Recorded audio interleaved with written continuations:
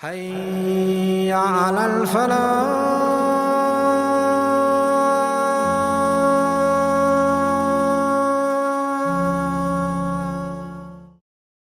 من الشيطان الرجيم. بسم الله الرحمن الرحيم. نون والقلم وما يسطرون. ما أنت بنعمة ربك بمجنون. وإن لك لأجرا غير ممنون. وَإِنَّكَ لَعَلَى خُلُقٍ عَظِيمٍ. صدق اللہ العظیم. محترم سامعین کرام، ابھی آپ لوگوں کے سامنے سورۃ القلم کی ابتدائی 4 آیات تلاوت کی گئی اور یہ بالکل آغاز کی وحی میں سے ایک وحی ہے، شاید دوسری یا تیسری وحی ہے. تو اس میں اللہ تبارک و تعالیٰ نے محمد صلی اللہ علیہ وسلم کو تسلی دیے کہ جو اعتراضات لوگ آپ پہ اٹھا رہے ہیں تو اللہ کے فضل سے ان اعتراضاتوں میں کوئی دم نہیں ہے. نون اور قسم ہے قلم کی، اور جو کچھ بھی یہ لوگ قلم سے لکھتے ہیں اس کی بھی قسم کہ ما انت بنعمت ربک بمجنون، کہ آپ اپنے رب کی نعمت سے مجنون نہیں ہیں. وَإِنَّ لَكَ لَأَجْرًا غَيْرَ مَمْنُونَ، اب بے شک آپ کے لیے ایسا اجر ہے جو کبھی ختم نہیں ہوگا. اور وَإِنَّكَ لَعَلَى خُلُقٍ عَظِيمٍ، اور بے شک آپ عظیم اخلاق کی بلندیوں پہ ہیں. تو یہ اللہ تعالیٰ نے سرٹیفکیٹ دیا محمد صلی اللہ علیہ وسلم کو کہ بیشتر انبیاء کرام جو آئے وہ اخلاق کی تعلیم کے لیے آئے، لیکن محمد صلی اللہ علیہ وسلم نے فرمایا کہ مجھے اللہ تعالیٰ نے اخلاق کی تکمیل کے لیے بھیجا ہے، یعنی اخلاق کی جو ہائیسٹ لیول ہو سکتا اس پر انسانوں کو لے جانے کے لیے بھیجا ہے. ایک ہوتا ہے کہ آدمی کے پاس فریج میں بچا ہوا ہے، بریانی بچی ہوئی ہے تو وہ کسی غریب کو کھلا دیے، یہ بھی اخلاق ہے. ایک یہ ہے کہ آدمی کے پاس خود ہی کھانے بھر لائق ہے، اس میں کسی کو شیئر کر لیا. 4 روٹی ہے، 2 روٹی غریب کو کھلا دیا، 2 روٹی خود کھا لیا، تھوڑا بھوکا رہ گیا، تو یہ بھی اخلاق ہے. اور یہ ایک اخلاق یہ ہے کہ خود بھوکا سے رہ کے سو گیا اور مہمان کو کھلا دیا، مسافر کو کھلا دیا. تو اخلاق کے بھی لیول ہیں. تو رسول اللہ صلی اللہ علیہ وسلم نے فرمایا کہ مجھے اخلاق کی جو ہائیسٹ پک ہے اس پر جو ہے اخلاق کے لیول کو اونچا اٹھانے کے لیے بھیجا گیا. تو اس لحاظ سے آج ہم انشاءاللہ محمد صلی اللہ علیہ وسلم کی سیرت النبی سننے کی جو ہے سعادت حاصل کریں گے. تو انشاءاللہ اس میں جو ہے اخلاقی پہلو کے دلائل بھی آئیں گے، ورنہ اللہ تبارک و تعالیٰ نے سرٹیفکیٹ دے دیا تو اب کسی جو ہے دلیل کی کوئی ضرورت ہے نہیں. لیکن اگر اس کا پریکٹیکل ایگزامپل بھی آ جائے تو سیٹسفیکشن میں مزید اضافہ ہو جاتا ہے. تو سلسلے وار سیرت النبی کا آج جو ہے دوسرا لیکچر ہے. تو اس میں ہم جو ہے بنیادی بات جو ریپیٹ کر دیتے ہیں کہ محمد صلی اللہ علیہ وسلم جزیرۃ العرب میں عرب خاندان، جزیرۃ العرب میں عرب خاندان کے جو قریش خاندان سے محمد صلی اللہ علیہ وسلم کا تعلق تھا. قریش جو ہے بہت بڑا قبیلہ تھا اور عرب میں جتنے بھی قبائل تھے ان میں سب سے افضل مانا جاتا تھا. اور ان قبائل میں جو ہے قریش قبیلے میں محمد صلی اللہ علیہ وسلم کا جو گھرانہ تھا وہ گھرانہ اس کا نام تھا بنو ہاشم. تو یہ گھرانے میں جو ہے خاندان میں سے سب سے عظیم خاندان جو ہے وہ محمد صلی اللہ علیہ وسلم کا خاندان تھا. تو ایک بڑا سا قبیلہ ہوتا ہے، پھر اس میں گھرانے نکلتے ہیں. تو اس میں جو ہے محمد صلی اللہ علیہ وسلم کا عرب میں سب سے بہترین قبیلہ قریش میں سے سب سے بہترین گھرانہ بنو ہاشم، اس میں محمد صلی اللہ علیہ وسلم پیدا ہوئے. محمد صلی اللہ علیہ وسلم کے دادا کا نام عبد المطلب تھا، والد کا نام عبداللہ، اور دادا نے ہی محمد صلی اللہ علیہ وسلم کا نام محمد رکھا تھا، اور والدہ جو ہے محمد صلی اللہ علیہ وسلم کا نام احمد رکھی تھی. محمد کے معنی جس کی سب سے زیادہ تعریف کی جائے، اور احمد کے معنی جو سب سے زیادہ اللہ کا تعریف کرے. تو اس لحاظ سے تورات میں اللہ تبارک و تعالیٰ نے محمد صلی اللہ علیہ وسلم کا نام محمد رکھا، اور انجیل میں اللہ تبارک و تعالیٰ نے، جو سورہ صف میں بھی ہے کہ اللہ تعالیٰ نے محمد صلی اللہ علیہ وسلم کا نام احمد بیان کیا ہے۔ محمد صلی اللہ علیہ وسلم کو اللہ تبارک و تعالیٰ نے ایک لحاظ سے اسوہ حسنہ نبوت سے پہلے بھی بنا دیا، کہ اللہ تعالیٰ نے فرمایا ہے کہ یہ دنیا جو میں بنایا ہوں اور اس میں انسان کو جو اشرف المخلوقات بنایا ہوں، تو آرام کے لیے نہیں بنایا ہوں، امتحان کے لیے بنایا ہوں۔ تبارک الذی بیدہ الملک وہو علی کل شیء قدیر الذی خلق الموت والحیات لیبلوکم ایکم احسن عملا۔ اللہ تعالیٰ نے تمام انسانوں کو آزمانے کے لیے، امتحان کے لیے، آزمائش کے لیے پیدا کیا ہے۔ تو اب یہ آزمائش کیسے آ سکتی ہے؟ تو کوئی بھی لڑکا کہہ سکتا ہے کہ میں اللہ کا نام کیسے لوں، اللہ کے دین کی خدمت کیسے کروں، میرے ساتھ تو یہ پرابلم ہے، میرے ساتھ تو یہ پرابلم ہے، میرے ساتھ تو ہے فیملی بیک گراؤنڈ سپورٹ نہیں ہے، یہ نہیں ہے، بیکنگ نہیں ہے۔ تو اللہ تعالیٰ نے محمد صلی اللہ علیہ وسلم کو اس لیول سے بھی جو ہے رول ماڈل بنایا ہے کہ کوئی لڑکا یہ آگے نہیں کہہ سکتے کہ میرے پاس بیکنگ نہیں تھی لہذا میری تربیت نہیں ہو سکتی، میرے پاس سپورٹ نہیں تھا لہذا میں جو ہے علم حاصل نہیں کر سکا، تربیت حاصل نہیں کر سکا۔ تو اس لحاظ سے آپ دیکھیں گے کہ محمد صلی اللہ علیہ وسلم ابھی ماں کے پیٹ ہی میں تھے کہ والد محترم کا انتقال ہو گیا، یتیم پیدا ہوا۔ ایک تو ہوتا کہ کوئی بچہ یتیم ہو جاتا ہے، اب کوئی بچہ دنیا میں آنکھ کھولا ہی یہ یتیم ہے، ایک جھلک بھی جو ہے معصومی والی زندگی میں بھی جو ہے اپنے والد کو نہیں دیکھ سکے۔ اس کے بعد آپ جانتے ہیں کہ دائی حلیمہ محمد صلی اللہ علیہ وسلم کو لے جاتی ہیں اور 4-5 سال اپنے پاس رکھتی ہیں، اور وہاں پہ جو ہے شق الصدر کا واقعہ پیش آتا ہے جو بہت بڑا معجزہ تھا، جو اللہ تبارک و تعالیٰ نے جبریل علیہ السلام کو بھیج کر کے محمد صلی اللہ علیہ وسلم کے سینے مبارک کو چاک کیے، پھر دل کو نکالے، دل کو پھر چاک کیے، اس میں سے ایک کالا سا یہ تھا، اس کو کٹ کر کے الگ کیے اور بولے کہ یہ شیطان کے ایلیمنٹس میں تھا، اب پھر زمزم کے پانی سے دھوئے اور پھر جو ہے جنت سے جو تشت آیا تھا اس میں سے رکھ کر کے پھر دل مبارک کو رکھ دیے اور جو ہے سلائی مار دی۔ تو زمزم کے پانی کی بھی کتنی اہمیت ہے کہ تمام سامان جنت سے آیا لیکن دھونے کے لیے زمزم ہی آیا کیونکہ وہ خود جو ہے ایک معجزہ ہے۔ تو اس لحاظ سے شق الصدر کا واقعہ پیش آیا تو حلیمہ سعدیہ تھوڑی سی گھبرا گئیں کہ بچہ جب سے میرے پاس آیا ہے تب سے کچھ نہ کچھ جو ہے روحانی معجزہ ہو ہی رہا، تو لہذا بہتر یہ ہے کہ ان کو ماں کے حوالے کر دیتے ہیں کیونکہ خاندانی بچہ ہے، مکے کا سردار کا بچہ ہے، کچھ ہو گیا تو ہم غریب لوگ جو ہے لینے کے دینے پڑ جائیں گے، لہذا زیادہ لالچ بری بلا ہے، لہذا آمنہ رضی اللہ تعالیٰ عنہ کے حوالے کرتے۔ اس کے بعد جو ہے آپ جانتے ہیں کہ 6 سال میں ماں جو ہے پوری کوشش کر رہی ہوگی کہ بیٹے کو جو ہے پیار دیں، محبت ہے، باپ کا بھی پیار دیں، ماں کا بھی پیار دیں، اور ان کو خواہش ہوئی ہوگی کہ اب بچہ جو ہے چلنے پھرنے کے لائق ہو گیا ہے تو تھوڑے سے والد کے جو ہے نہیں زیارت کر سکا تو ان کی قبر مبارکی کی زیارت کر لیں، اور ان کو بھی کافی دن ہو گئے تھے والد جو شوہر سے جدائی کے، تو یاد تڑپ آئی ہو، تو انہوں نے فیصلہ کیا، گارجین سے بات کی جو عبد المطلب تھے کہ ہم مدینہ جانا چاہتے ہیں اور ان کے والد کے قبر مبارک پر حاضری چاہتے ہیں۔ تو عبد المطلب نے کہا چلیے ہم لے چلتے ہیں آپ کو۔ تو عبد المطلب اور محمد صلی اللہ علیہ وسلم کے والد کی جو ہے خادمہ تھی، ان کا نام تھا ام ایمن، تو وہ جو ہے کنٹینیو خادمہ رہی اور محمد صلی اللہ علیہ وسلم ان کو بالکل ماں کی طرح مانتے تھے۔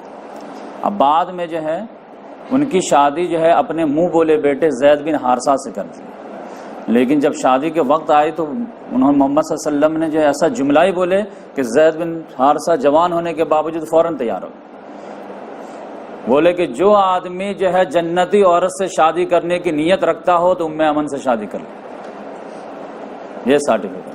تو زید بن حارثہ کہا کہ یہ لکی چانس کون گوائے گا، تو کافی ایج کی تھیں پھر بھی جو انہوں نے شادی کر لیا، کریڈٹ لے گئے۔ تو اس لحاظ سے ام ایمن اور محمد صلی اللہ علیہ وسلم اور حضرت آمنہ اور یہ عبد المطلب یہ لوگ مدینہ گئے۔ مدینہ میں جو ہے 1 مہینہ یہ لوگ رہے، تو مختلف دنوں میں جو ہے آنا جانا قبر مبارک پہ زیارت کرتے رہے ہوں گے۔ اس کے بعد جب 1 مہینہ میں دل بھر گیا، مہمان کتنا دن مہمان رہے گا، 1 دن تو واپس آنا ہے۔ جب واپس آنے لگے تو 60 یا 90 کلومیٹر میل دور جو ہے ابوا ایک مقام ہے، وہاں پر جو ہے حضرت آمنہ کی طبیعت خراب ہونے لگی تو وہاں پہ رک گئے، خیمہ لگا دیے۔ کہ ٹھیک ہو جائیں گے تبھی چلیں گے، کیونکہ پہلے زمانے میں ایمبولینس وغیرہ تو تھا نہیں، تو لہٰذا لیکن سچویشن خرابی ہوتی گئی اور طبیعت سنبھل نہیں پائی، اور جس کی وجہ سے حضرت آمنہ کا وہیں پہ انتقال ہو گیا۔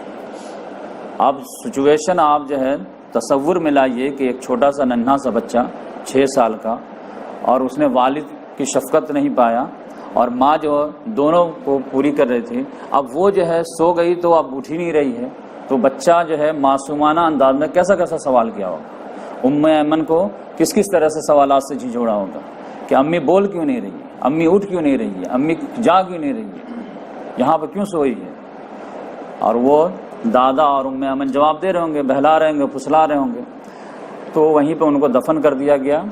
یہ قدرت کا قانون الگ چل رہا تھا کہ جہاں محمد صلی اللہ علیہ وسلم کو نبوت کے بعد ہجرت کر کے آنا تھا، وہاں پہلے سے آلریڈی ماں باپ کو اللہ نے بھیج دیا، تو والد کا بھی انتقال مدینے میں ہوا اور والدہ کا بھی انتقال جو ہے مدینہ ہی میں ہوا، تو اس لحاظ سے عبد المطلب تو اب جو ہے بالکل ٹوٹ گئے تھے، بچے کے موہنی سی صورت، اور جو سب سے پیارا بیٹا چھوٹا عبداللہ تھا ان کا بیٹا، آپ ان کی خوشی دینا چاہ رہے تھے کہ الگ مصیبت ہے، اللہ تعالیٰ کی آزمائش آ جا رہی، تب انہوں نے وہیں سے ٹھان لیا کہ اس بیٹے کو تو انشاءاللہ اب میں ماں اور باپ دونوں کے پیار دینے کی کوشش کروں گا، اور ان کو جو ہے ماں باپ کی کمی کا احساس نہیں ہونے دوں گا جہاں تک ممکن ہو سکا۔ لہٰذا آؤٹ آف وے جا کر کے وہ محمد صلی اللہ علیہ وسلم کو لائک کرتے تھے، محبت کرتے تھے، پیار کرتے تھے۔ اس کا ایک ثبوت ملتا ہے کہ دادا عبد المطلب جو تھے، یہ صبح کے بعد جو ہے سورج جب نکلتا تھا تو اس کے بعد جو ہے جو بھی بڑے بڑے سردار تھے مکے کے، تو خانہ کعبہ میں اپنے اپنے گدی لگاتے تھے، یہاں پہ وہ بیٹھے جیسے ہم لوگ اعتکاف میں لگاتے ہیں تو ویسے لگاتے تھے، اور پھر ہر قبیلے کا سردار جو ہے تکیہ وغیرہ لگا کے بیٹھتا تھا، اور پھر سارے بیٹے یا خاندان وغیرہ جو جمع ہوتے تھے، اور پھر سردار جو ہے دن بھر کی ایکٹیویٹیز کے بتاتا تھا کس سے جنگ کرنی ہے، کس سے لڑنا ہے، کیا کرنا ہے، لڑائی بڑائی تو اصل کام تھا ان کا۔ تو عبد المطلب کے بھی جو ایک بیٹا کا انتقال تو ہو گیا تھا، لیکن 9 بیٹے تھے، اور بعد میں بھی بیٹے ہوئے، تو سارے بیٹوں کو ایک لائن سے لگا دیا، جمع کیے، اور پھر انسٹرکشن دیے، اور پھر وہ بیٹے کو دیکھ دیکھ کر آدمی خوش بھی ہوتا ہے، پھر پوتے وغیرہ ہیں، ناتی ہے، نواسا، یہ سارے چیز۔ تو اس میں یہ تھا کہ جب ابھی تو یہ اپنا ضروریات سے فارغ ہو رہے ہوتے ہیں، خادمہ وغیرہ گدی وغیرہ بستر وغیرہ لگا رہی ہوتی ہے، تو اب کسی کی مجال نہیں تھی کہ اگر وہ موجود تو موجود، غائبانہ میں بھی جو ہے اس بستر پہ کوئی بیٹھ سکے، یعنی خالی بستر پہ بھی، جیسے اسکول وغیرہ میں دیکھتے ہیں کہ پرنسپل کے جو ہے کرسی خالی بھی ہے تو آپ کھڑے رہیں پرنسپل کی کرسی پہ نہیں بیٹھ سکتے، تو لہٰذا وہاں پہ وہ ٹریڈیشن تھا کہ سردار کی جو ہے گدی پہ کوئی نہیں بیٹھے۔ لیکن محمد صلی اللہ علیہ وسلم کا معاملہ یہ تھا کہ چھوٹے سے تھے، ابھی 6-7 سال کے، اور دوڑتے دوڑتے ادھر سے ادھر سے کھیلتے کھلتے آتے تھے، آ کر کے بیچ میں بیٹھ جاتے تھے۔ اب چچا وغیرہ دیتے تو ڈانٹتے تھے، نہیں خبردار، یہ دادا کی کرسی سیٹ ہے، یہاں پہ کوئی نہیں بیٹھتے، ہم لوگ نہیں بیٹھتے، آپ کیسے بیٹھ گئے، تو پھر اٹھ کے چلے جاتے تھے۔ لیکن محمد صلی اللہ علیہ وسلم بچے تھے، یاد رہا نہیں رہا۔ اتفاق کی بات ہے کہ ایک مرتبہ ایسے دوڑتے دوڑتے بیٹھ گئے، اب دوسرے چچا لوگ جو ڈانٹ ہی رہے تھے، اتنے ہی میں عبد المطلب کی جو ہے انٹری ہو گئی، بولے کیا معاملہ، ان کو کئی مرتبہ سمجھایا پھر بیٹھ جاتے، کہا نہیں، جو اصول ہے وہ تو اٹل ہے، لیکن ایکسیپشن پروز دا رول، میرا یہ پوتا جہاں چاہے بیٹھے گا۔ اب پھر ان کو بلائے اور اپنے پاؤں پہ بیٹھا لیے، اب پھر جب باتیں کر رہے ہیں اور پھر جو ہے سر پہ ہاتھ پھیر رہے ہیں، پیٹھ پہ ہاتھ پھیر رہے ہیں، افیکشن کر رہے ہیں، تو اس لحاظ سے بالکل آؤٹ آف وے جا کر کے ماں باپ دونوں کا پیار دینے کی کوشش کیے، اور ان کے بارے میں بہت زیادہ جو ہے فکر مند رہتے تھے۔ لیکن قدرت کو ایک اور آزمائش منظور تھی، اللہ تعالیٰ نے کہا نہیں، ابھی تو والد کا انتقال ہوا ہے، پھر والدہ کا ہوا ہے، پھر دادا کا ہوا ہے، لیکن عبد المطلب اچانک بیمار پڑ گئے۔ اب بیمار پڑ گئے تو یہ بڑھاپے کی بیماری تھی، تو ان کو محسوس ہو گیا کہ ایسا لگتا کہ میں بچ نہیں پاؤں گا، تو اب وہ فکر مند ہونے لگے تو بیٹا وغیرہ کہتے تھے ابو جان اتنے بہادر انسان ہے، مکے کے سردار ہے، آپ ڈرتے کیوں، اتنے فکر مند کیوں، موت آنی ہے، سب کو آنی ہے، آپ بھی مریں گے، کوئی مسئلہ نہیں۔ تو انہوں نے کہا بیٹے میں موت سے نہیں ڈر رہا ہوں، مسئلہ یہ ہے میرے پوتے کا کہ میرے بعد کون۔ تو پھر وہ اپنے بیٹوں میں سے دیکھ رہے تھے کہ کون ہونہار ہے جو میرے جو ہے کمی پوری کر سکے، تو ان کو جو ہے ابو طالب جو ہے ان میں نظر آئے کہ یہ جو ہے میرا بیٹا اگر یہ وعدہ کر لے تو یہ کچھ نہ کچھ حق ادا کرے گا. اور یہ محمد صلی اللہ علیہ وسلم کے سگے بھائی بھی تھے, ایک ماں سے تھے, اور بقیہ اور جو بھائی تھے ابو لہب وغیرہ یہ دوسرے ماں سے تھے. تو ابو طالب کو بلا کر کے بات کیے کہ دیکھو اب لگتا ہے کہ میں ٹھیک نہیں ہو پاؤں گا, تو مجھے جو پرابلم ہے اندر سے جو فکر ہے وہ یہ ہے کہ یہ بچہ کا, تو کیا تم وعدہ کرتے ہو کہ اس کے ساتھ جو ہے وہی سلوک کرو گے جو میں کرتا ہوں یا جو اپنے اولاد کے ساتھ کرو گے؟ انہوں نے کہا ابو جان آپ نے مجھے انتخاب کیا ہے نا, تو میں آپ کی امیدوں پر 100% اترنے کی پوری کوشش کروں گا. یہ ایک شریف بیٹے کا عظیم باپ سے وعدہ ہے. کہا اچھی بات ہے, تو عرب کے لوگ وعدے کے پکے ہوتے تھے. یہاں سے جو ہے ابو طالب کے کسٹڈی میں محمد صلی اللہ علیہ وسلم آئے, گارجین شپ, اور انہوں نے واقعی میں حق ادا کر دیا. 42 سال تک دوستی اور دشمنی کا معیار محمد صلی اللہ علیہ وسلم کو بنا دیا. کس سے میں جو دوستی کروں گا, کس سے میں دشمنی کروں گا, کس سے میں جڑوں گا, کس سے میں کٹوں گا, یہ میرا بھتیجا طے کرے گا. اور شیب ابی طالب, پوری کہانی ابھی آگے بڑھے گی تو آپ کو سمجھ میں آئے گا. کلاسیکل جو ہے انہوں نے رول ادا کیا ہے ہر لحاظ سے, نارمل حالات میں بھی, کریٹیکل حالات میں بھی, بالکل جو ہے ایک آہنی دیوار بن کر کے ڈیفنس کیا محمد صلی اللہ علیہ وسلم.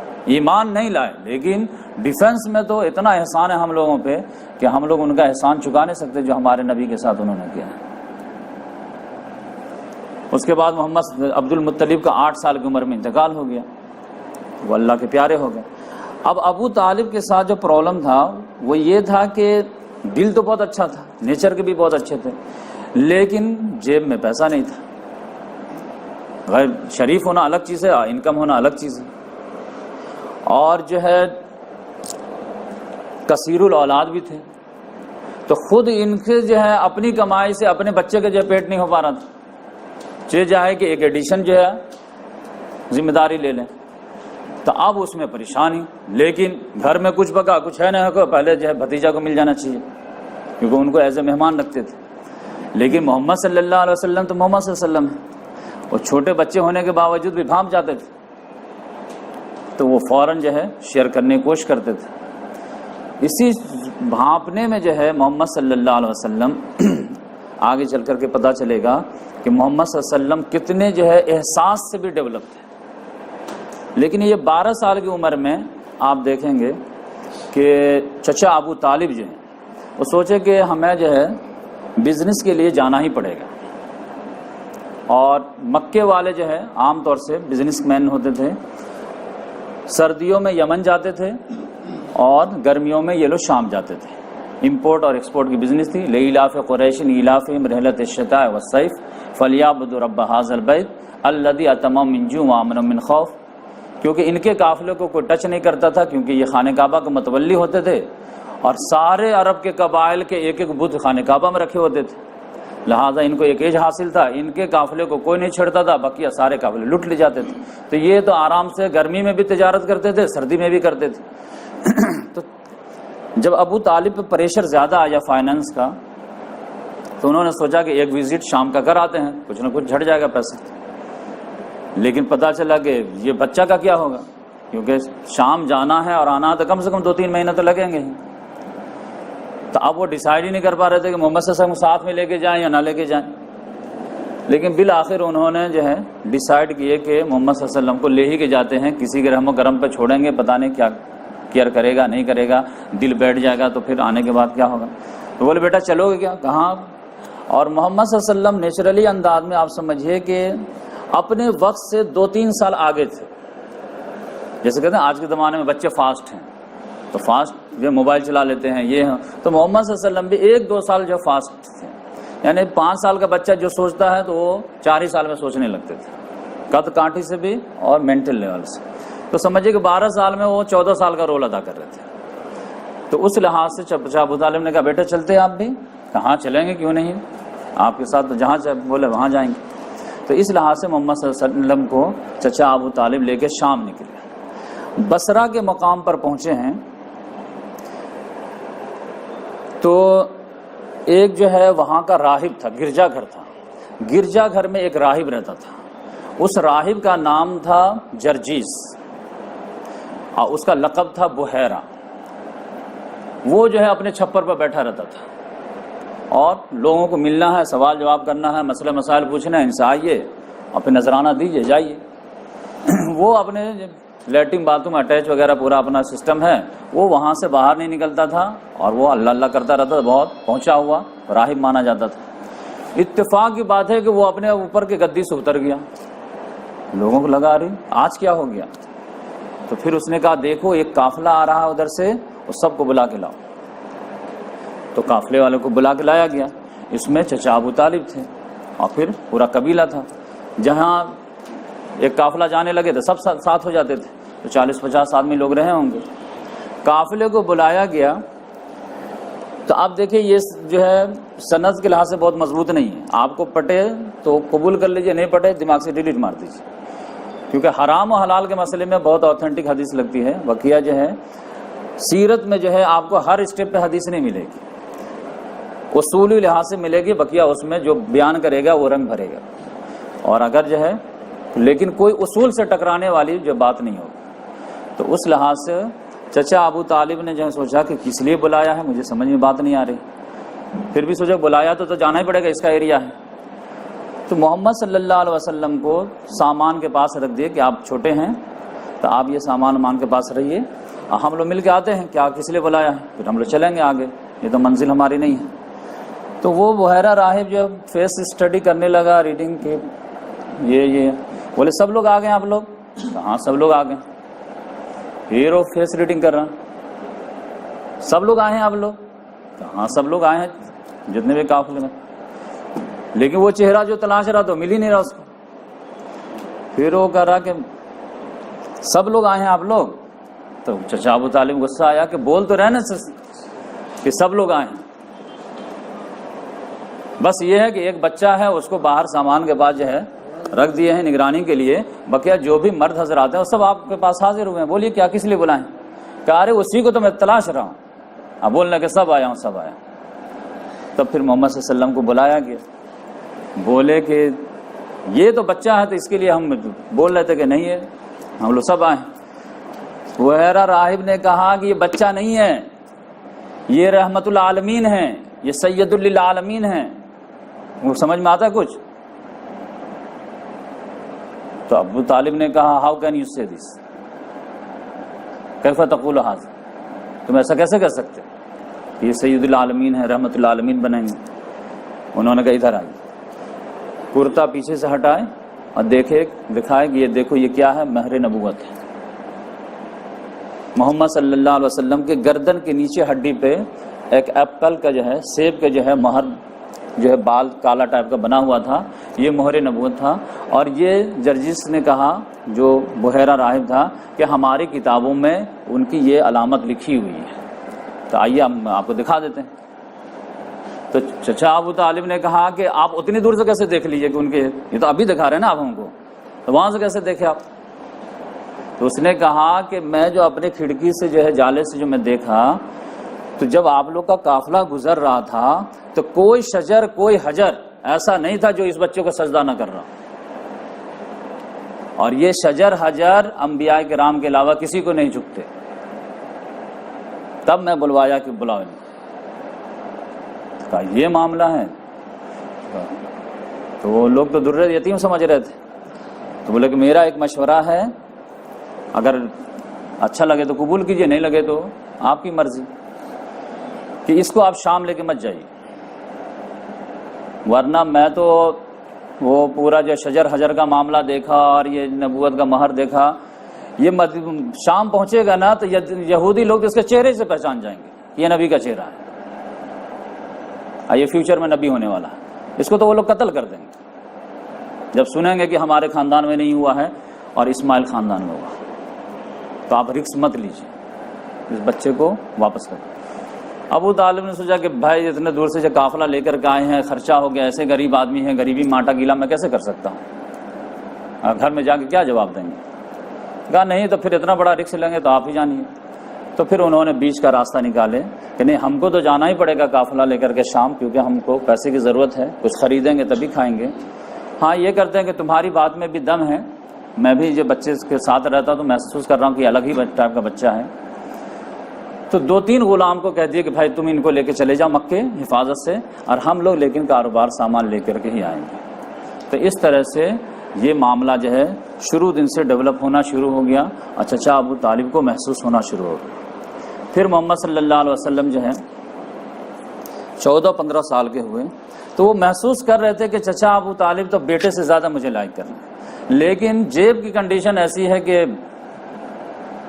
وہ بہت دل پہ جبر کر کے جو ہے کوئی بات چھپا پاتے ہیں. تو محمد صلی اللہ علیہ وسلم تو محمد صلی اللہ علیہ وسلم تھے, فوراً بھانپے اور اپنے چچا کو بولے کہ چچا جان میں آپ کو کچھ مدد کرنا چاہتا ہوں. کہا بیٹا تم 12-13 سال کی عمر میں کیا مدد کرو گے ہماری, تمہارے پاس ٹیلنٹ کیا ہے, کون سے ہنر سیکھو, کون سی تعلیم لیو. بولے کہ چچا جان کچھ نہیں کر سکتے تو 2-4 روپیہ تو کما سکتے ہیں, 2-4 روپیہ کمائیں گے, کم سے کم گھر میں نمک تو آ جائے, پان نہیں پان کی ڈنڈی صحیح. لیکن اپنے گارجین کو پرابلم میں دے کر کے بیٹا تو پاؤں ہاتھ پہ ہاتھ دھر کے نہیں بیٹھ سکتا ہے, کچھ بھی نہیں ہوگا, مکے والے کے بکریاں چرا دیں گے. یہ تو کر سکتے ہیں نا, کیونکہ محمد صلی اللہ علیہ وسلم قبیلے سعد کی بھی بکریاں چرائیں جبکہ وہاں 4-5 سال تھے. تو وہ کیسے چرائے ہوں گے, چرواہے کے ساتھ جا رہے ہوں گے, آ رہے ہوں گے. تو انہوں نے کہا تجربہ ہے, بکریاں تو چرا ہی سکتے ہیں نا, چرائیں گے تو 4 روپیہ تو دیں گے. تو محمد صلی اللہ علیہ وسلم اس کو فخریہ انداز میں بعد میں بولا کرتے تھے کہ میں مکے والوں کی چند ٹکوں کی عوض بکریاں چرایا ہوں. تو بکری چرانا اس میں فخر کیا ہے؟ فخر یہ تھا کہ ہم جو ہے سینس لیس بوائز نہیں تھے کہ باپ کے جیب میں پیسہ ہے نہیں لیکن عید میں ہم کو کپڑا ملنا چاہیے, باپ کے جیب میں کچھ ہے نہیں, ہم یہ پڑھیں گے تو یہ پڑھیں گے, باپ کی کنڈیشن ہے نہیں, بیٹی کو جو ہے جہیز میں پیسہ چاہیے تو چاہیے, سامان چاہیے تو چاہیے, کبڑ تو چاہیے, باپ کو بھیک منگوا دیتی ہے, باپ کو جو بے غیرت بنا دیتی ہے. ہزاروں باپ کو آپ دیکھیں گے ہاتھ پھیلاتے ہوئے, جو غیرت مند ہوتے کبھی ہاتھ نہیں پھیلا اپنے بھوک کے لیے, بیٹی کی خاطر پھیلا دے. اور وہ پڑھی لکھی بیٹی ہوتی ہے, پڑھی لکھی بیٹی اب باپ کو اتنا کانفیڈینس نہیں دے پاتی ہے کہ ابو جان میری فکر مت کی, ہم چٹائی پہ سو جائیں گے. لیکن محمد صلی اللہ علیہ وسلم گئے نہیں, یہ اس طرح میں کنڈیشن تو محسوس کر رہا ہوں, چچا نہیں بولنے تو کیا مطلب, حالات بھی کیا ہم اندھے ہیں کیا. تو اس لحاظ سے انہوں نے کہا کہ چچا ہم آپ کو کوپریٹ کریں گے. اب چچا جو ہے اس کنڈیشن میں تھے, نہ مناہی کرتے بن رہا تھا, نہ الہی دے رہے ہیں. ایک چھوٹے بچے کو کیسے بولا کہ کام کرو جا کر کے, لیکن اگر آپ منع کر رہے ہیں تو آپ ان کو گھر کا پورا خرچہ بھی دیجیے. اگر آپ کا گھر نہیں چل رہا اور آپ کی بچی کرے کہ میں پڑھی لکھی میں جاب کرنا چاہتی ہوں, آپ کہیں نہیں جانا, تو کہہ کہ بھائی خرچہ لائیے, پھر آپ خرچہ تو نہیں ہے تو پھر آپ جاب سے کیوں منع کر رہے ہیں. تو اس لحاظ سے بادل ناخواستہ چچا ابو طالب جو ہے محمد صلی اللہ علیہ وسلم اجازت دے دیے کہ ٹھیک ہے آپ جو کچھ کر سکتے کیجیے. اور یہ محمد صلی اللہ علیہ وسلم جب یہ حدیث بیان کیے تو ایک اور بھی حدیث اصولی بتا دیے کہ کوئی نبی دنیا میں ایسا نہیں گزرا ہے جو بچپن میں بکریاں نہ چرایا, کیونکہ جس کو آگے چل کر کے انسانوں کو سنبھالنے کی ذمہ داری دی جائے گی تو کم سے کم چھوٹا سا پریکٹس تو کرا دیا جائے کہ جانور سنبھال کے بتاؤ. جو بکری نہیں سنبھال پائے گا وہ آدمی کیا سنبھالے گا, اتنے اختلافات ہوتے ہیں. کیونکہ بکری کا تو کیا ہے, ڈنڈا دیکھا تو بھاگ جائے, روٹی دیکھا تو آ جائے. انسان تو ایسا نہیں ہوگا, جتنے لوگ اتنے دماغ.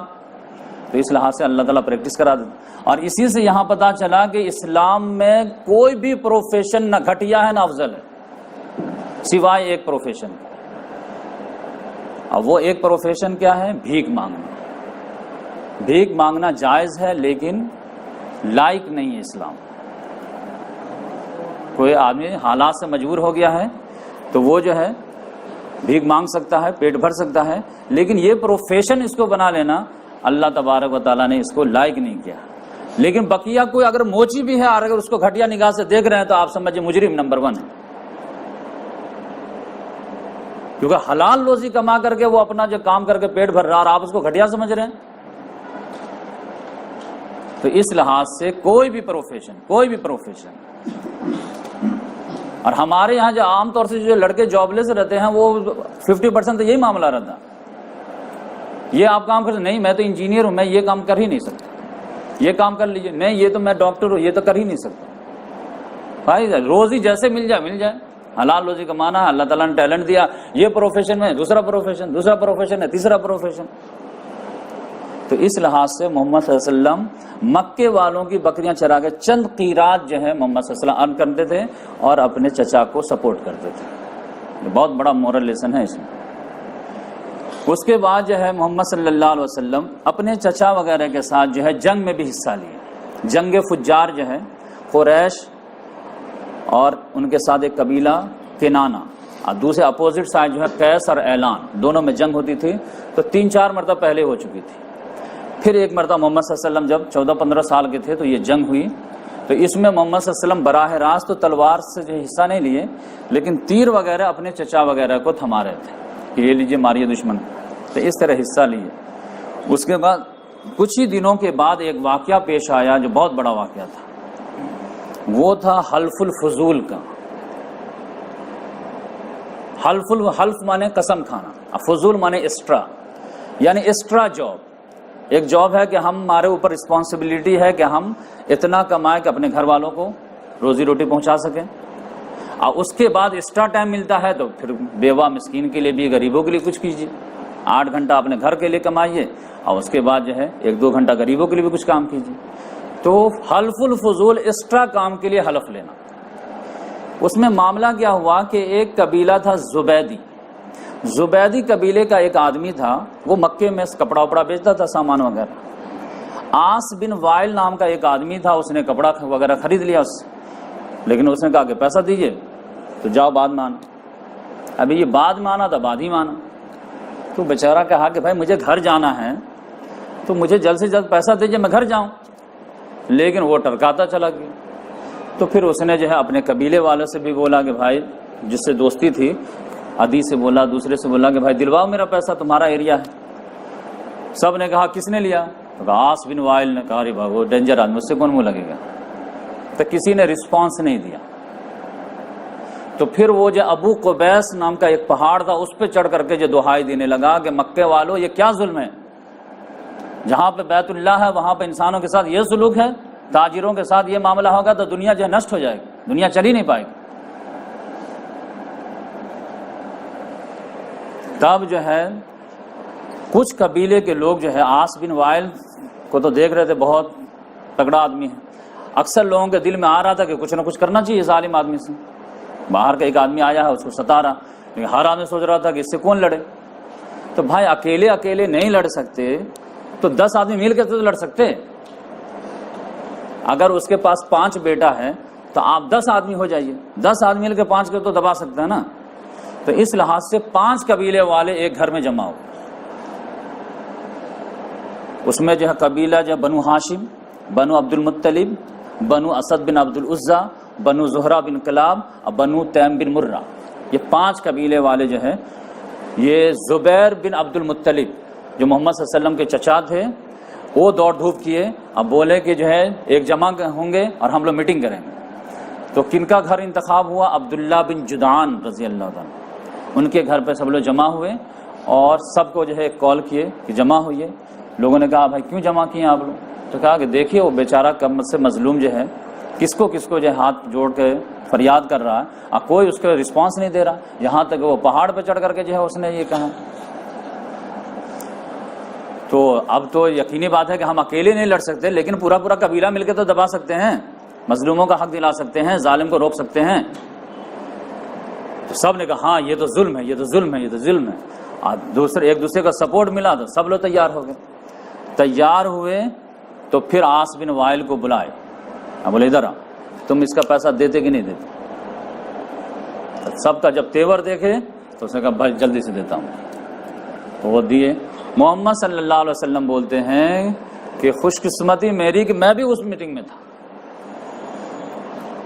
اور پھر محمد صلی اللہ علیہ وسلم بولے نبوت کے ملنے کے بعد، نبی بننے کے بعد یہ الفاظ کہے کہ میں عبداللہ بن جدعان کے گھر پر ایک ایسی میٹنگ میں شامل ہوا تھا کہ آج بھی میں اس میٹنگ کو جو ہے سرخ اونٹوں پہ ترجیح دوں. اور اس دور کا سرخ اونٹ آج کے دور کا مرسڈیز. یعنی اگر مجھے کہیں جانا ہو، مجھے ایک طرف سے کال آ جائے کہ یہاں پہ جو ہے ہم لوگ 5-6 جو ہے گاؤں کے لڑکے مل کر کے ایک جو فیصلہ لینے والے ہیں ایک سوشل ورک کے لیے، اور ایک طرف ہمارے زمین کے کروڑوں کی ڈیلنگ ہونے والی ہے، تو ہم جو ادھر جائیں گے ادھر نہیں جائیں گے. اب محمد صلی اللہ علیہ وسلم بولے یہ تو اس دور کی بات ہے، آج بھی مجھے اس طرح کی میٹنگ کا کال آئے تو میں جاؤں گا. سمجھ جائیے کہ اس میں کتنا بڑا مورل لیسن ہے. ہمارے یہاں جو ہے صرف لوگ انڈیویجول غریبوں کو دیتے رہتے.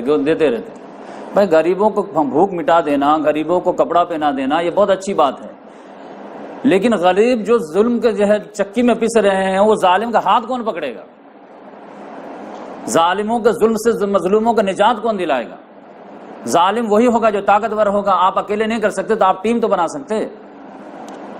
اور اس میں کوئی یہ نہیں ہے کہ آپ کے ایک ہی اپنے عقیدے کا ہونا چاہیے. محمد صلی اللہ علیہ وسلم بولے یہ جاہلیت کے زمانے کا ہے اور ایمان کے بعد بھی مجھے کال آئے تو میں جاؤں گا، کیونکہ جو سوشل ویلیوز کا معاملہ ہوگا وہ تو ہر جگہ ایکسیپٹیبل ہے.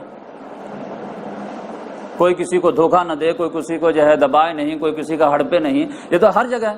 تو سوشل ویلیوز کو پروموٹ کرنے کے لیے اور سوشل ایول کو ختم کرنے کے لیے اگر کہیں سے بھی کال آئے میں حاضر ہوں، میں بھی ممبر بننے کے لیے تیار ہوں. آج آپ دیکھ لیجئے مسلمانوں میں کوئی اس طرح کی ٹیم بنانے کے لیے تیار نہیں. کئی لوگ فلیٹ جو ہے بک کرائے، اب بلڈر لوگ جو ہے نہ پوزیشن دیتے نہ پیسہ دیتے، کچھ بھی نہیں کرتے، دوڑا رہے 5-5 سال سے. اور وہ بیچارے کہیں بمبئی کے ہیں، کوئی کہیں کے ہیں، آ کر کے جو فریاد کرتے رہتے ہیں، اور وہ بلڈر کے رحم و کرم پہ ہیں. اور جس کے پاس بھی جائے ہم کیا کر سکتے، ہم کیا کر سکتے، ہم کیا کر سکتے. ارے ہم کیا کرتے، اتنا ہیلپ لیس ہو جاتے. اگر اکیلے سے نہیں ہو سکتا تو ایک دو کو ملانے سے جو ہے 2 نہیں ہوتا 11 ہو جاتا نا. ایک لکھیے، ایک 3 ملا دیے تو 1 سے 11 کی طاقت آئے گی نا. تو اس لحاظ سے محمد صلی اللہ علیہ وسلم نے فرمایا کہ صرف غریبوں کو کھانا ہی کھلانا اصل نہیں ہے، ظالموں کو ظلم سے روکنا بھی یہ اصل کام ہے. اور اگر آپ کے پاس طاقت نہیں ہے تو طاقت کیسے بنائی جاتی ہے؟ اتنا سینس نہیں ہے. تو اس لحاظ سے اس میں رہے. پھر محمد صلی اللہ علیہ وسلم جب 17-18 سال کے ہو گئے، ٹین ایج سے نکل گئے، تو اب تو بولے چچا اب تو میں خود بھی جو ہے شام جا کے بزنس کر سکتا ہوں اور ٹیلنٹڈ تو ہوں ہی. تو چچا نے کہا کہ ہاں آپ جائیے، کوئی مسئلہ نہیں ہے. تو اس لحاظ سے محمد صلی اللہ علیہ وسلم 2-3 سفر جو ہے شام کا کیے اور بہترین کامیاب جو ہے سفر رہا. تو محمد صلی اللہ علیہ وسلم کے دھیرے دھیرے جو ہے ٹیلنٹ کا بھی جو ہے پرچار ہو رہا تھا. اور جو لوگ بزنس پارٹنر تھے تو اس میں وہ لوگ کہہ رہے تھے بہت امین ہے، بہت صادق ہے، بہت ایماندار ہیں، حساب کتاب بالکل ٹرانسپیرنٹ ہے، معاملہ یہ ہے. تو یہ بات پھیلتی چلی گئی. اب کوئی بھی گڈ ہے تو وہ بھی اچھی طرح پھیل جاتی ہے، بیڈ ہے وہ بھی پھیلتی ہے. تو یہ بات جو ہے پھیلتے پھیلتے جو ہے حضرت خدیجہ رضی اللہ تعالیٰ عنہ کے کان میں آئی کہ مکے کا ایک نوجوان ہے، عبد المطلب کا پوتا ہے، محمد نام ہے، اور بڑی جو ہے ٹیلنٹڈ بزنس مین ہے اور ایماندار بھی ہے. اور حضرت خدیجہ رضی اللہ تعالیٰ عنہ کی کئی شادیاں ہو چکی تھی، بائی لگ جو ہے سارے شوہر انتقال کر رہے تھے، لیکن یہ بہت جو ہے تاجر خاتون تھی، بہت ویلدی تھی. تو یہ تو کوئی ایماندار کو تلاش ہی رہی تھی کہ ٹیلنٹڈ بھی ہو، ایماندار ہو تو سونے پہ سہاگا. تو انہوں نے کال کیا محمد صلی اللہ علیہ وسلم کو، کیا آپ کے پاس ایک چیز ہے، میرے پاس ایک چیز ہے، آپ کے پاس ٹیلنٹ ہے، میرے پاس جو ہے کیپٹل ہے، کیوں نہ مرج کر دیا جائے، اور جو پروفٹ ہوگا تو جو دنیا والے آپ کو دیتے ہیں اس سے ڈبل میں دوں.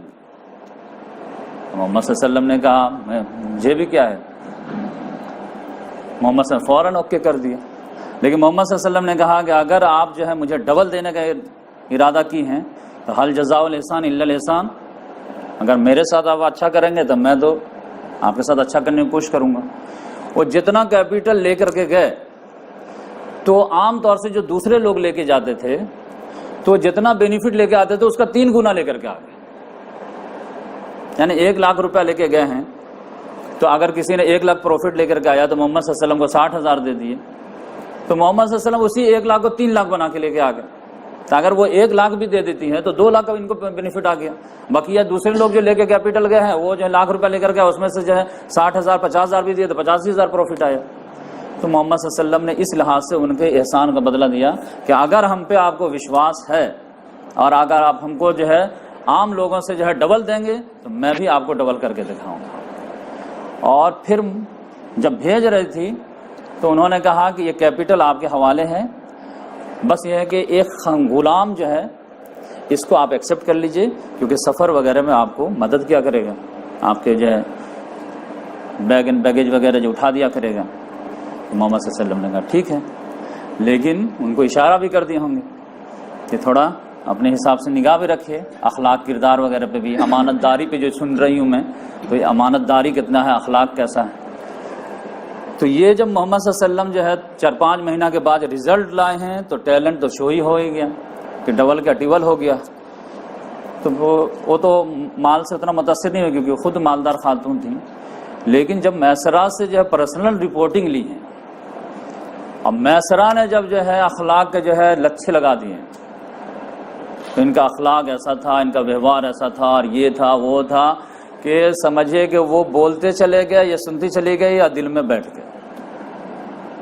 اب تو ان کی جو دل کی خواہش تھی وہ جو ہے ان کو مل گئی، کیونکہ اس سے پہلے جو ہے بڑے بڑے سردار ان کو جو ہے شادی کا آفر کر رہے تھے، لیکن یہ کہہ رہے تھے ابھی میں شادی نہیں کروں، کیونکہ عرب کا رواج تھا بیوہ شادی کرتی تھی، لیکن بول رہے تھے کہ ابھی میں اپسیٹ ہوں، کئی شادیاں کی، بیڈ لگ رہی، تو ابھی میں نہیں کروں گی، سب کو انکار کر رہے تھے۔ شاید جو یہ تلاش رہی تھیں وہ مل نہیں پا رہا تھا، لیکن میسرہ نے جیسے رپورٹنگ دی ویسے ان کا دل کھل گیا، کاش یہ میرا نصیب بن جائے۔ انہوں نے اپنی سہیلی کو بلایا، بولے کہ اس بزنس پارٹنر کو لائف پارٹنر بنانا ہے، تم بات کرو، گرچہ میچ تو نہیں ہے، میں 40 سال کی ہوں، 3 شوہروں سے بیوہ ہوں، اور یہ جو ہے بالکل جوان ہے، خاندانی لحاظ سے تو ہم سے افضل ہی ہیں، لیکن ہیں غریب، تو کچھ پازیٹیو ہے کچھ نگیٹیو ہے۔ تو نفیسہ بنت منبع جو سہیلی تھی وہ آئی اور بات کی محمد صلی اللہ علیہ وسلم سے کہ اس طرح کی جو ہے خواہش کا اظہار کر رہی ہیں، آپ کی کیا رائے ہے؟ تو محمد صلی اللہ علیہ وسلم نے کہا کہ یہ آفر تو بہت اچھا ہے، اب مجھے تو کوئی پرابلم نہیں ہے، لیکن میرے گارجین ہیں چچا ابو طالب، تو میں ان سے ضرور مشورہ کروں گا، اور اگر ان کو بہت زیادہ پرابلم نہیں ہوا تو مجھے بھی کوئی پرابلم نہیں ہے، کیونکہ میں بھی سیرت دیکھتا ہوں، صورت تو دیکھتا نہیں ہوں، تو لہٰذا سیرت کے لحاظ سے تو بالکل پرفیکٹ ہے۔ تو اس لحاظ سے جو ہے چچا ابو طالب سے بات کی۔ چچا ابو طالب نے کہا کہ بیٹا تم کو پرابلم نہیں تو ہم کو کیا پرابلم، زندگی تو تم کو گزارنی ہے، بس ایک دیکھ لو ایج کا بہت زیادہ ڈفرینس ہے، لیکن اگر تمہارے نزدیک سیرت ہی سب سے زیادہ اہم چیز ہے تو پھر اوکے کرو، گو ہیڈ۔ تو محمد صلی اللہ علیہ وسلم نے کہا کہ آپ ان کے چچا سے بات کر لیجئے، گارجین شپ پہ بات ہو جانی چاہیے۔ تو چچا ابو طالب نے خدیجہ بنت خویلد کے چچا سے بات کی کہ میرا بھتیجا اور آپ کی بھتیجی دونوں کو نکاح کے بندھن میں باندھ دیتے ہیں اور ایک نیا گھر بسا دیتے ہیں۔ انہوں نے کہا بہت خوشی کی بات ہے۔ تو اس طرح سے جو ہے چچا ابو طالب ہی نے نکاح پڑھایا، محمد صلی اللہ علیہ وسلم 20 اونٹ مہر میں ادا کیے، اور پھر محمد صلی اللہ علیہ وسلم حضرت خدیجہ کا نکاح ہو گیا۔ اس میں جب بنو ہاشم خاندان اور بنو مضر خاندان شامل ہوئے اس محفل میں۔ اب اس کے بعد جو ہے محمد صلی اللہ علیہ وسلم کے ٹیلنٹ کا امتحان ہوا کہ ان کا جو ہے قوت فیصلہ کتنا زبردست۔ ان کا ایک موقع آیا، اور وہ موقع کیا آیا کہ 35 سال کے جب محمد صلی اللہ علیہ وسلم ہو گئے ہیں، اب تو الحمدللہ رچ ہو گئے ہیں، لیکن آپ دیکھیں کہ محمد صلی اللہ علیہ وسلم حضرت خدیجہ کے بھی جو ہے مال کو اپنا مال نہیں سمجھ رہے تھے، بزنس ویسے ہی جاری، اور آپ کروڑ پتی ہیں ٹھیک ہے، لیکن میں جو محنت سے کماتا ہوں یہی میرا ہے۔ اس کے ایک ایگزامپل آپ کو ملے گا کہ ایک مرتبہ محمد صلی اللہ علیہ وسلم باہر سے آیا، بالکل پسینے سے شرابور اور پریشان حال تک گیا، تو حضرت خدیجہ دیکھ کے تڑپ گئی، میرے سرتاج کیا ہوا آپ کو، اتنے پریشان کیوں ہیں؟ تو محمد صلی اللہ علیہ وسلم نے فرمایا کہ میں کیا بتاؤں تم کو، میں ابھی تھوڑا ٹہلتے ٹہلتے دور نکل گیا تو میں دیکھا کہ ایک قافلہ آیا ہوا تھا، قافلے میں 150 لوگ تھے، کھانے کو کچھ بھی نہیں تھا، لوگوں کے پیٹھ اور پیٹ جب بالکل سٹے ہوئے تھے، اور گوشت نام کی چیز ہی نہیں، ہڈی ہڈی دکھ رہے تھے۔ اب میرے پاس اتنا پیسہ نہیں کہ میں ان کو مدد کر سکوں، میں تو تڑپ کے رہ گیا۔ اب 1-2 آدمی کی بات رہتی تو گھر سے کھانا بھی اٹھا کے دے دیتا، یہ تو 150 قافلے کی بات ہے۔ تو میں تڑپ گیا کہ انسان کو اس طرح میں جو ہے بلکتا دیکھ رہا ہوں، میں کچھ نہیں کر پا رہا ہوں۔ اور ان کے شان و گمان بھی نہیں تھا کہ یہ تو جو پراپرٹی ہے محل میں تو رہ رہا ہے، لیکن یہ تو بیوی کا ہے۔ تو حضرت خدیجہ نے کہا کہ یہ بات ہے، تو ہاں، کہا اچھا ایسا ہے کہ یہ مکہ شہر سے جو ہے نا بڑے بڑے سرداروں کو تھوڑا بلا کے لائیں گے، کہا ٹھیک ہے لا دیتے ہیں۔ تو محمد صلی اللہ علیہ وسلم جو ہے بڑے بڑے سرداروں کو بلانے گیا کہ چلیے خدیجہ بلا رہی ہیں۔ جب تک محمد صلی اللہ علیہ وسلم کو آدھا گھنٹہ لگا ہوگا بلانے میں، لانے میں، اتنے میں وہ جو ہے ساز و سامان کے اتنا بڑا ڈھیر جمع کر دیا، اور کہتے ہیں محمد صلی اللہ علیہ وسلم کہتے ہیں کہ جب ہم لوگ سردار ادھر بیٹھے، حضرت خدیجہ ادھر بیٹھی، تو اتنا بڑا ڈھیر تھا کہ وہ لوگ چھپ گئے. اور پھر سردار لوگ بولے کہ بتائیے ریزن کیا ہم لوگوں کو بلانے کا. تو حضرت خدیجہ نے رضی اللہ تعالیٰ عنہ نے کہا کہ آپ سب تمام سردار اس بات پہ گواہ رہیے کہ یہ سارے جتنے بھی دولت ہے یہاں پہ میں جمع کی ہوں، ساز و سامان، یہ سب میں اپنے شوہر کو ہبہ کرتی ہوں، اس کو جیسے چاہے جہاں چاہے خرچ کرے. تب آپ سمجھیے کتنا کانفیڈنس تھا حضرت خدیجہ رضی اللہ تعالیٰ عنہ کو محمد صلی اللہ علیہ وسلم. تو اس لحاظ سے محمد صلی اللہ علیہ وسلم کو جب 35 سال ہو گیا تو خانہ کعبہ جو ہے ایک مرتبہ جو ہے بوسیدہ ہو گیا، اور ڈیسائیڈ ہوا کہ اس کو جب پھر سے توڑ کر کے جو ہے صحیح سے ری اسٹرکچر کرتے ہیں. تو آپ کوئی توڑ ہی نہیں رہا تھا اس کو. تو ولید بن مغیرہ کہا کہ لاؤ میں ہی ہاتھ لگاتا ہوں. سب کو ڈر لگ رہا تھا کہ خانہ کعبہ بیت اللہ اس کو ہاتھ لگائیں گے کہیں جو ہے اللہ تعالیٰ کا عذاب نہ آ جائے، کیونکہ ابابیل کا معاملہ تو کچھ ہی دن پہلے دیکھے تھے، 35 سال پہلے دیکھے تھے. تو ولید بن مغیرہ کہا کہ تو توڑ، اور پھر جو ہے رات بھر تو بچ جائے گا نا تو پھر کل سے ہم لوگ ہاتھ لگائیں گے، ورنہ رات بھر میں جو ہے تمہارا دیکھیں گے کیا ہوتا ہے تمہارا. تو ولید بن مغیرہ تھوڑا تھا ٹیلنٹڈ آدمی، وہ بعد میں اس کی اسٹوری بھی آئے گی. اس نے ہاتھ لگایا، کہا دیکھو کچھ نہیں ہوا نا، لگا ہاتھ. تب سب لوگ ہاتھ لگائے اور جو فاؤنڈیشن تک تھا وہاں تک لے کر کے آئے، پھر اس کو ریسٹرکٹ کرنے کی کوشش کی. اس میں جب دیوار اٹھ رہی تھی تو حجر اسود والی جو دیوار تھی اس میں مسئلہ اٹک گیا. وہ حجر اسود کو لگانا ایک کریڈٹ بن گیا، اور عرب کو تو جھگڑے کا بہانہ چاہیے. پانی پلانے پہ جھگڑا، گھوڑا آگے بڑھانے پہ جھگڑا، تو حجر اسود کا مسئلہ.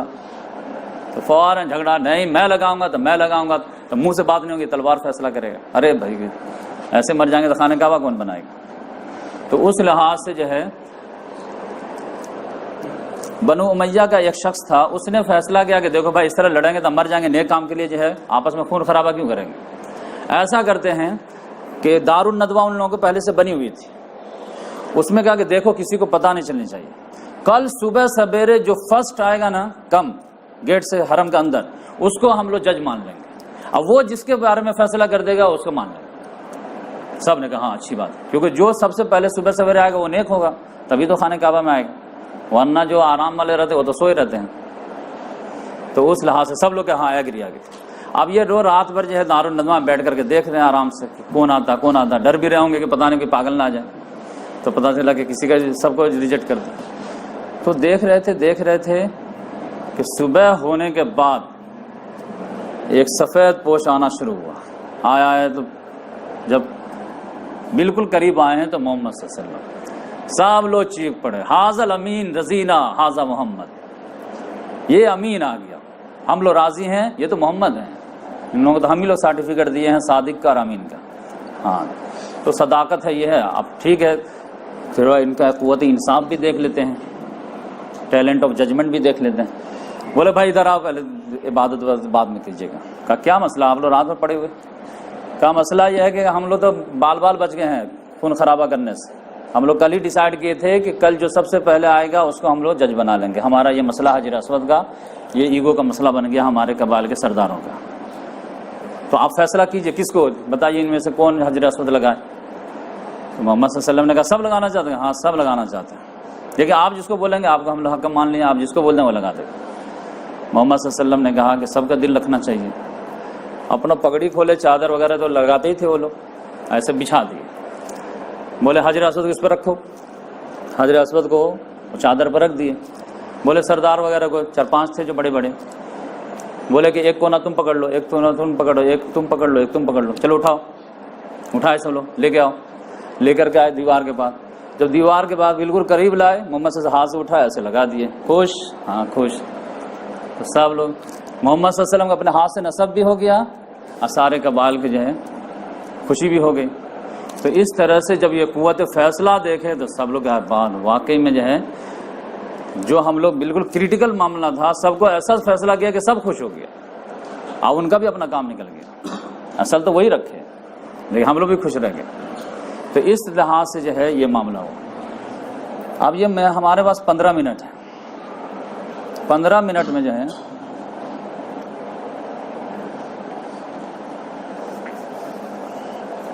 جو آج میں آیت پڑھا ہوں اس کی دلیل سب سے جو مجھے جو ہے سیرت النبی جو سب سے زیادہ اسٹرک کی ہے، اب میں سیرت النبی کا واقعہ پڑھنے کے بعد جو میں جھوم جاتا ہوں، وہ جو واقعہ سنانے جا رہا ہوں، اور وہ ہے محمد صلی اللہ علیہ وسلم کا کہ زید بن حارثہ رضی اللہ تعالیٰ عنہ کا واقعہ۔ زید بن حارثہ جو تھے یہ یمن کے تھے، یہ بہت چھوٹے تھے 8-10 سال کے، کہ ان کی ماں جو ہے یمن ہی میں کوئی ایک شہر سے دوسرے شہر اپنے سسرال سے میکے جا رہی تھی بچے کو لے کر کے۔ تو جب قافلہ تھوڑا چلتا ہے تو تھک جاتا ہے تو پھر خیمہ لگا کے رک جاتے، شام میں پھر صبح میں کریں گے۔ وہ خیمہ لگا کر کے جو ہے آرام کر رہے تھے، آئی بچہ زید بن حارثہ تھوڑا خیمے سے باہر گھومنے لگا کہ ایک دوسرا جو ہے لٹیرا قافلہ آیا، اس نے پکڑ کے بچے کو لے کے بھاگ گیا۔ اب بھاگ گیا تو پھر جا کے غلام بنا لیا، اور اس زمانے میں یہ غلام بنانا سب رواج تھا۔ وہ جو ہے لٹیرا قافلہ جو تھا وہ جا کر کے اوکاز میلے میں جا کے بیچ دیا۔ اوکاز میلے میں جب یہ بکنے کے لیے آئے تو حضرت خدیجہ رضی اللہ تعالی عنہ کے ایک جو ہے بھتیجا تھے، بھائی کا لڑکا، ان کا نام تھا حکیم بن حزام، ان کے یہاں یہ گھومنے گئی تھی۔ حکیم بن حزام جب میلہ میں گھومنے گئے اوکاز کے تو اچھے اچھے غلام نظر آئے، تو 5-10 خرید لیے۔ 5-10 خرید کے لے کر کے آئے تو پھوپھی جو ہے میلے میں کی نسبت سے گھر میں آئی تھی گھومنے کے لیے، تفریح کے لیے۔ تو حکیم بن حزام نے پھوپھی سے کہا کہ جب آپ آئی ہیں، پھوپھی ہیں، تو کچھ نہ کچھ تحفہ تو ہو جانا چاہیے آپ کے لیے۔ بولے ہاں بھتیجا کو تو دینا چاہیے، جیسے کوئی بھتیجا سعودی رہتا تو موبائل لا گا تو پھوپھی کو دے گا، خالہ کو دے گا۔ تو بولے کیا لیتے ہیں بتائیے۔ یہ 4-5 بہترین غلام چھوٹے چھوٹے بچے لائے ہیں خدمت کے لیے، آپ جو چاہیے لے لیجیے، اس میں سے چن لیجیے ایک کو۔ تو حضرت خدیجہ رضی اللہ کہا کہ یہ اس بچے کو دے دو۔ تو ان کا نام تھا زید بن حارثہ۔ وہ لے کر کے وہ مکہ آ گئیں۔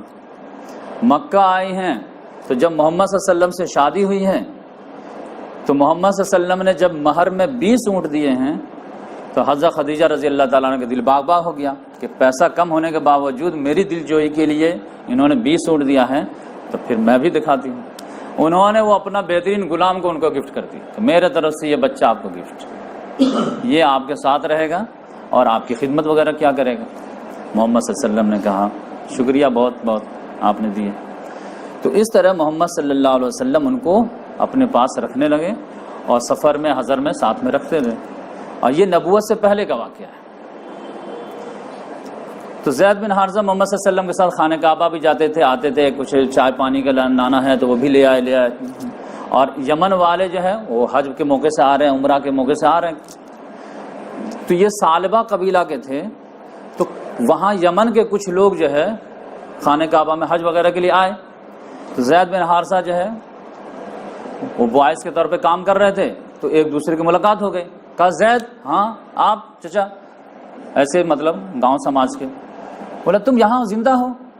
کہا ہاں ہم زندہ ہیں۔ ارے ہم لوگ تو سمجھے کہ ڈاکو لے گیا، تم کو مار کر پھینک دیا، تمہارے والد تو خالی اشعاری بولتے رہتے کہ میرا بیٹا زندہ ہے، مر گیا، کیا ہے، زمین نکل گئی، آسمان نکل گیا، کیا ہوا؟ تو تم زندہ ہو گا؟ ہاں۔ کس کے پاس ہو تم؟ بولا غلام بنا کے بیچ دیا گیا، غلام ہے، اور یہ محمد نام کے آدمی ہیں، بہت اچھے ہیں، بڑے قبیلے کے سردار ہیں، تو ان کے پاس ہیں۔ ٹھیک ٹھاک ہو نا؟ کہا ہاں ٹھیک ٹھاک ہے۔ میرے والد کو بول دیجیے گا کہ زیادہ رونے ہونے کی ضرورت نہیں، ہم ٹھیک جگہ پہ۔ تو یہ لوگ جلدی سے اپنا حج وغیرہ کا پرفارمنس ادا کیے اور پھر گئے۔ خوشی کی خبر تھی تو ان کے والد کو جو ہے حارثہ کو جا کے بتائے کہ ارے آپ رو رہے ہیں، آپ کا بیٹا زندہ ہے، میں دیکھ کے آیا ہوں۔ کہا بلیو نہیں ہوتا، نہیں میں خود دیکھا ہوں، میں بات کیا ہوں، آپ کا بیٹا الحمدللہ صحیح سالم ہے۔ کہا ریئلی؟ کہ ہاں بالکل ریئلی، میں اپنے آنکھوں سے دیکھا۔ تو اپنے بھائی کو بلایا، کعب نام تھا اس کا، ادھر زید زندہ ہے اور مکہ میں ہے اور ایک شریف خاندان کے پاس، اور کہہ رہا کہ پاسبل ہے کہ وہ واپس کر دیں، چلو ٹرائی کرتے ہیں، اپنا بچہ کیسے غلامی میں چھوڑ دیں۔ تو دونوں بھائی جو ہے بڑی امید کے ساتھ جو ہے مکہ آئے اور پھر پتہ کرتے رہے کہ بھائی محمد صلی اللہ علیہ وسلم گھر کون ہے۔ تو یہ تو فیمس پرسنالٹی تھے، تو سب لوگ گھر بتا دیے کہ یہاں پہ رہتے ہیں۔ آتے ہی اتنا زیادہ تعریف کے لنترانی کر دیے، اے عبداللہ کے بیٹے، اے ابن عبد المطلب، اے ابن ہاشم، اور آپ کے چرچے تو یمن تک ہیں، اور آپ تو یہ ہیں، اور آپ کا خاندان۔ محمد صلی اللہ علیہ وسلم نے کہا بھائی کم ٹو دا پوائنٹ، یہ سپاس نامہ بند کیجئے، معاملہ کیا ہے بتائیے۔ انہوں نے کہا کہ میرا بیٹا آپ کا غلام ہے. کہا کون؟ کہا زید بن حارثہ. آپ کا غلام ہے؟ آپ کا بیٹا؟ کہاں میرا ہی بیٹا ہے. زید ہے نہیں تو شاید کوئی باہر کوئی کام سے گئے ہوئے تھے. محمد صلی اللہ علیہ وسلم نے کہا کہ ایسا ہے دیکھو کہ زید ابھی آنے دو تو بیٹا تو باپ کو پہچان جائے گا. کہاں بالکل پہچان, آپ بھی پہچان جائیں گے. ہاں تو جیسے پہچان جائے گا تو مجھے یقین ہو جائے گا کہ آپ دونوں باپ بیٹا ہیں. تو اس کے بعد پہچاننے کے بعد میں ایک آپشن دوں گا زید کو. اب وہ آپشن کیا دوں گا کہ اگر زید آپ کے ساتھ جانا چاہے, کیونکہ اس نے آفر دیا تھا کہ آپ جو مانگیں گے اگر ہمارے بس میں ہوگا میں دوں گا, لیکن بیٹا چاہیے مجھے. تو محمد صلی اللہ علیہ وسلم نے کہا کہ دیکھیے اگر زید آپ کے ساتھ جانا چاہے تو آپ کے ساتھ آپ کے بیٹے کو رخصت کرنے میں مجھے کوئی پرابلم نہیں ہے, بلکہ میں جو کچھ دے دلا کے رخصت کر دوں. لینے کی بات تو جانے دیجیے. لیکن اگر وہ نہیں جانا چاہے تو یہ ہمارے اخلاق کے خلاف ہے کہ کوئی بچہ نہیں جانا چاہے اور ہم اس کو زبردستی گھر سے نکالیں. یہ شرط منظور ہے؟ کہا یہ شرط کس کو نہیں منظور ہوگا, اس سے گڈ تو آپشن ہو ہی نہیں سکتا. ڈن. کہا ڈن, آنے دیجیے. آئے تو فوراً زید حارثہ ابو جان فوراً گلے ولے ملے ایک دم. یہ کہا بیٹا تمہارے لیے تو ہم لوگ کتنا رو رہے تھے, لیکن اب جو تسلی ہے کہ تم ٹھیک جگہ پہ تھے تو اب زیادہ پرابلم نہیں ہے. دیکھو تمہارے مالک کتنے اچھے ہیں کہ کہہ رہے ہیں کہ فری میں ہم آپ کو جو ہے روانہ کر دیں گے. تو چومے چاٹے ایک دم گلے ولے لگائے. اس کے بعد بولے فوراً تیار ہو جاؤ, ابھی چلتے ہیں, ماں تمہارا انتظار کر. لیکن زید بن حارثہ جیسے گلے چھوڑے اس کے بعد بولے ابو سوری ٹو سے. کا مطلب ابو جان آپ کے شفقت محبت اپنی جگہ پہ, لیکن میں نہیں جا پاؤں گا. کا مطلب آپ لوگ جائیے, مجھے یہیں رہنے دیجیے. کہا زید تم پر افسوس, تم آزادی کو غلامی پہ ترجیح دے رہے ہو. تم باپ چچا ماں کو جو ہے آقا پہ غلام ترجیح دے رہے ہو, یعنی ماں باپ پہ ترجیح دے رہے ہو آقا کو. یہ کبھی ایسا ہو سکتا ہے کیا؟ زید بن حارثہ نے ایسا تاریخی جملہ بولا, کل ہو گیا بندہ. کہا ابو جان آپ نہیں جانتے ہیں, میں ان کے ساتھ سفر و حضر کا جو ہے چشمدید گواہ ہوں. میں نے اس بندے میں وہ خوبیاں دی ہیں کہ قسم خدا کی میں آپ ان پہ کسی کو ترجیح نہیں دے سکتا, مجھے معاف کیجیے. کہا بیٹا تم جب اتنا خوش ہو تو باپ کو چاہیے کیا بیٹا خوش رہے. تو باپ کو تو آدھی خوشی بھی ہو رہی تھی, آدھی غم بھی ہو رہا تھا, آنکھوں میں آنسو بھی تھے, سب چیزیں. لیکن محمد صلی اللہ علیہ وسلم بھی سوچے کہ زید نے میرا رتبہ اتنا بڑھا دیا ہے, اس محفل میں جو ہے پورے یہ تو بات نیوز پھیلے گی کہ ایک غلام جو ہے آقا کو ترجیح دے دیا ماں باپ پہ, غلامی پہ ترجیح دے دیا آزادی پہ. تو محمد صلی اللہ علیہ وسلم نے بھی کہا حل جزاء الاحسان الا الاحسان. باپ کے جو دل میں جو آدھی خوشی ہے اور آدھی کمی ہے, اس کمی کو بھی دور کر دیتا ہوں. فوراً بولے کہ ہاتھ پکڑے, بولے چلے خانے کعبہ. سب کو خانے کعبہ لائے, حتیم میں سردار وغیرہ سب تھے. کیسا بھائی ادھر آ جائیے, یہ ان کے والد ہیں, یہ ان کے چچا ہیں, یہ زید بن حارثہ, یہ میں ہوں. آج سے سب لوگ آپ لوگ گواہ رہیے کہ آج سے اس بندے کو میں آزاد کرتا ہوں اور میں اپنا بیٹا گھوشت کرتا ہوں. اور آج سے کوئی جو ہے ان کو زید بن حارثہ نہیں کہے گا, زید بن محمد بولے گا. یہ کریڈٹ دیے. تب باپ کا جھوم گیا کہ چلو تم کو ایک باپ سے اچھا باپ مل گیا, اب اس سے زیادہ کیا چاہیے. تو وہ خوشی خوشی چلے گئے. تب آپ سمجھیے کہ اس سے زیادہ جو ہے ثبوت کیا مل سکتا ہے. وَإِنَّكَ لَعَلَىٰ خُلُقٍ عَظِيمٍ. ہمارے تو کوئی پرنسپل ہے, اس کے نیچے کام کرنے والے سوچتے کہ کب یہ نظر سے اوجھل ہو جائے ہم تو تھوڑا سانس لیں, کب ریٹائر ہو جائے ہم جو ہے تھوڑا عافیت میں. ہر جگہ جو ہے لوگ اپنے باس سے پریشان ہیں, لیکن محمد صلی اللہ علیہ وسلم کا غلام جو ہے محمد صلی اللہ علیہ وسلم کو جو ہے اپنے ماں باپ پہ ترجیح دینے کے لیے تیار ہے. تو اس لحاظ سے آپ دیکھیے کہ اس نبی کے ہم لوگ امتی ہیں اور ہم لوگوں کا اخلاق کتنا گھٹیا ہے. کہ کہتے ہیں کہ العلماء ورثۃ الانبیاء, امتی تو جانے دیجئے علماء کرام جو انبیاء کے وارث ہوتے ہیں ان کو علمی اختلاف جو ہے ادب کے دائرے میں کرنے نہیں آتا. پہلے پورا پوسٹ لکھتے ہیں اور اس کے بعد کہتے ہیں کہ ہم آپ سے بات کرنا چاہتے ہیں. پہلے خبیث کا لفظ لکھیں گے تو اس کا لکھیں گے, اس کا لکھیں گے, کذاب لکھیں گے, پلمبر لکھیں گے, اور پھر کہیں گے کہ ہمارے سوال کا جواب دیں گے. پہلے الزام تھوپ دو، اس کو پورے وائبریٹ کر دو، پورا پھیلا دو، اور اس کے بعد کہ آپ ہمارے سوال کا جواب دیں۔ یہ اخلاق ہے کہ کوئی بندہ کوئی بات بولا ہے اس کو کلیریفیکیشن کا موقع تک نہ دو، آدھی بات کٹ کر کے آدھے وہ جو ہے اس کو براڈ کاسٹ کر دو۔ تو یہ اخلاق۔ تو اس لحاظ سے محمد صلی اللہ علیہ وسلم 40 سال کی عمر تک آپ گزرے۔ حضرت خدیجہ رضی اللہ تعالیٰ عنہ سے محمد صلی اللہ علیہ وسلم کو 6 اولادیں ہوئی، 2 بیٹے 4 بیٹیاں۔ پہلے نمبر پہ بیٹا ہوا قاسم، تو اسی وجہ سے محمد صلی اللہ علیہ وسلم کی کنیت پڑ گئی ابو القاسم۔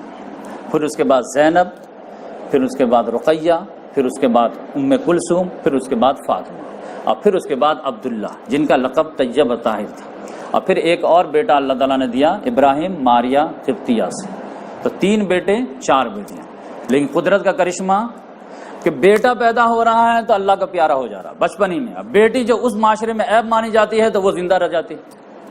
اب بیٹی جب جوان ہو جاتی ہے، شادی شدہ ہو جاتی ہے، تو جب سائف اور ریلیف آ جاتا ہے تو وہ انتقال کرنا شروع کر دی۔